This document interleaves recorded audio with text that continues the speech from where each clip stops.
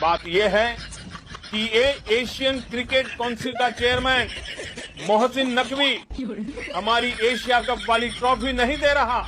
हमारी ट्रॉफी हमें वापस लेकर दे। मोदी, एक बात बताओ, ट्रॉफी का क्या मसला है और मोहसिन ट्रॉफी किस वजह से नहीं दे रहा? पहले मुझे क्लियर बात बताओ।